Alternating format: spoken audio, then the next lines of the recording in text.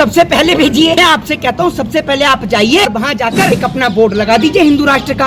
200 रुपए कम भी हो गए हैं, मोदी जी ने 200 रुपए सिलेंडर पे कम कर दिए हैं। उसके बाद अंधभक्त यही सोच रहे हैं कि कश्मीर में प्लॉट खरीदे या चांद पर जमीन खरीदे। वो तो बौखलाए। तो योगी जी खुद ही इस्तीफा दे दे फिर जाकर राष्ट्रपति के हाथ में कि मैं स्वागत करता हूँ। उसके बाद में जहाँ जहाँ बीजेपी की सरकार बनी है वहाँ से स्वागत करवाइए ना, वहाँ से कर। दूसरी बात ये, इसको लाने का उद्देश्य भाजपा का एकमात्र ये है कि भारतीय जनता पार्टी पूरी तरीके से समझ चुकी है कि जितने भी राज्यों में चुनाव है, चाहे फिर वो आपका मध्य प्रदेश हो, वो राजस्थान हो, छत्तीसगढ़ हो या उड़ीसा हो, भाजपा की जमानत वहाँ जब्त होने वाली है। इसलिए भारतीय जनता पार्टी के नेता ये समझ चुके हैं कि अगर हम विधानसभा का चुनाव हार गए तो लोकसभा में हमें वोट कौन देगा और किस लिए देगा। इसलिए भारतीय जनता पार्टी ये सब लेकर आने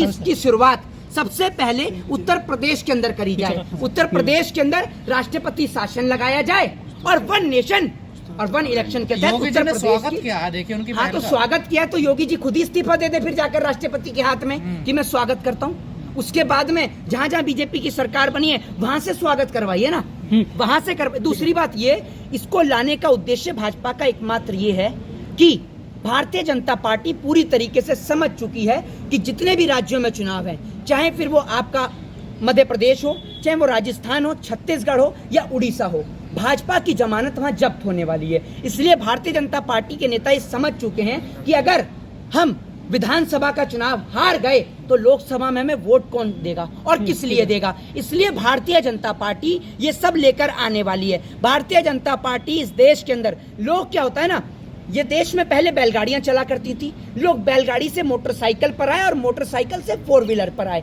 लेकिन भाजपा यानी भारतीय जनता पार्टी लोगों को वापस से बैलगाड़ी पर लाकर खड़ा कर दिया और उसके बाद में जो प्रक्रिया हमारे देश में पहले थी उसको वापस से ला रही है। ये प्रक्रिया हमारे देश में पहले थी, कोई फर्स्ट टाइम नहीं है, पहले हमारे देश में थी, लेकिन इसका समापन कर दिया गया था। दूसरी बात ये, हमारे कॉन्स्टिट्यूशन में, भारतीय संविधान में इसका प्रावधान है, बिल्कुल है, लेकिन जिस तरीके से भारतीय संविधान बदलने की बात, मैं भाई आपको बता रहा हूँ, भारतीय जो संविधान बदलने की औकात रखते हैं, मैं उनसे पूछता हूँ क्या उनके पास बाबा साहब की जितनी डिग्रियां हैं, 30 से ज्यादा डिग्रियां लेने वाला वो व्यक्ति, वो महान व्यक्ति जिनको कोलंबिया यूनिवर्सिटी लिखती है कि हमारे लिए बड़े गौरव की बात है कि एक ऐसा छात्र हमारी यूनिवर्सिटी से पढ़कर निकला है। नरेंद्र मोदी जी के लिए तो कहीं किसी यूनिवर्सिटी में नहीं लिखा हुआ।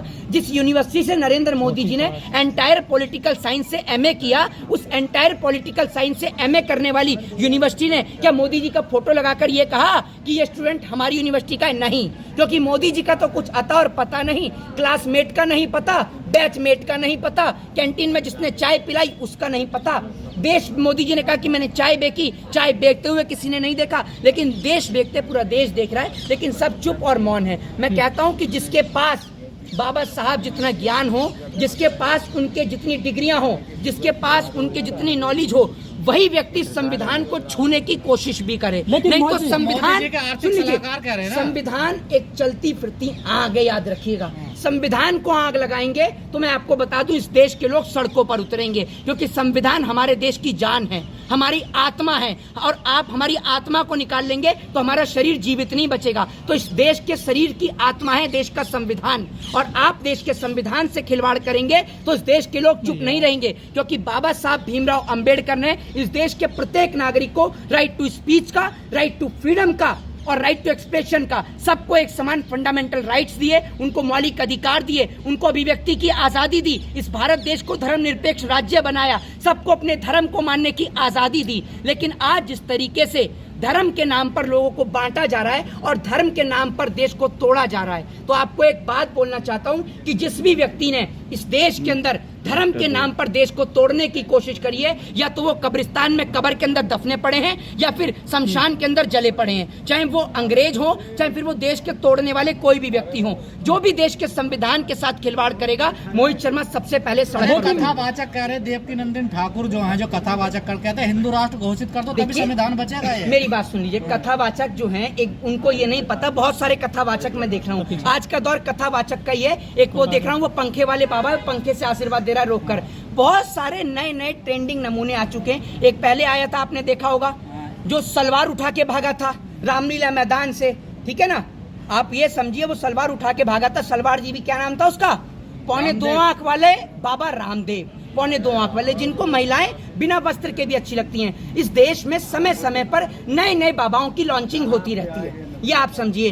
पहले बाबा रामदेव का दौर था, अब धीरेन्द्र शास्त्री का दौर है। मैं कहता हूं जिन व्यक्तियों को ये नहीं पता कि हम देश में 15 अगस्त मनाने जा रहे हैं या 26 जनवरी मनाने जा रहे हैं, वो संविधान की बात कहां से करेंगे? चक्कर पानी कह रहे हैं कि हिंदू राष्ट्र घोषित करिए चंद्रमा को, जहाँ चंद्रयान 3 उतर रहा है। तो उनको सबसे पहले भेजिए। मैं आपसे कहता हूं सबसे पहले आप जाइए और वहां जाकर एक अपना बोर्ड लगा दीजिए हिंदू राष्ट्र का।